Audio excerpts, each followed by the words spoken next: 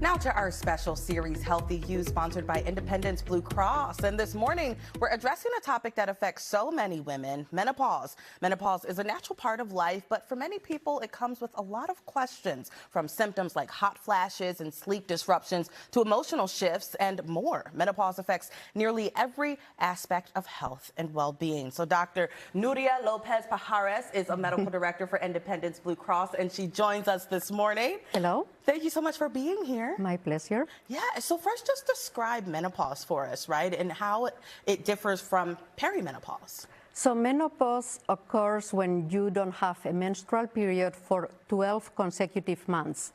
So that's the key about it. It's 12 consecutive months. If you don't have a period in a full year, then we say you are in menopause. Perimenopause is what leads to menopause, and it's the transition period when your menstrual periods get irregular. It is caused because the ovary stops producing the hormones, and that's why you start losing your periods and getting all those fun symptoms that you talked about.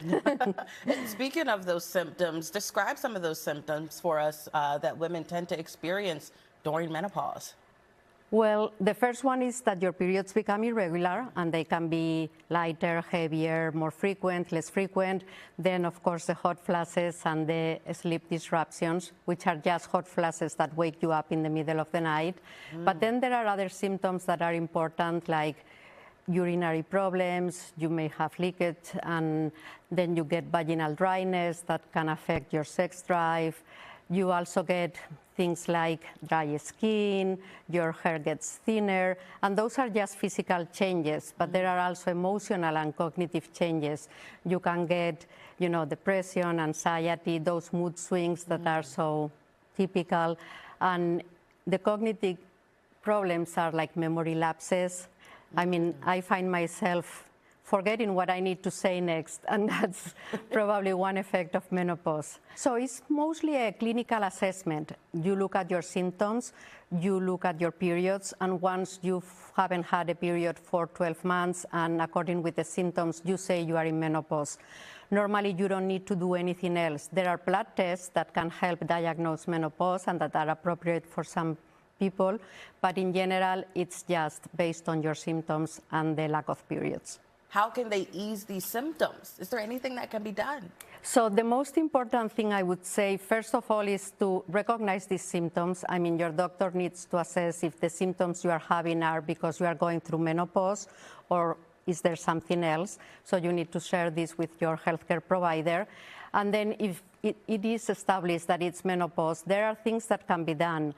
You can take hormone replacement for your symptoms, but it comes with risks. And that's why it is very important to do this with your provider, because you need to assess if the risks outweigh the benefit that you would get of relieving your symptoms. But then there are things that you can just do, like lifestyle changes. I mean, this is a time in your life where it's especially important to have a healthy diet, to exercise, watch your weight, because those are all things that are going to affect how you experience these symptoms. And for the hot flashes specifically, which is what everybody, is concerned, there are triggers for those hot flashes. So if you avoid caffeine, alcohol, spicy foods, those help prevent those hot flashes. The problem with menopause is that women, when they go through menopause, they become at risk for cardiovascular disease and for osteoporosis too. So, and cardiovascular disease is the leading cause of death in this country. So it's very important to be aware that that's something you're going to have to pay attention to now that you are going through menopause.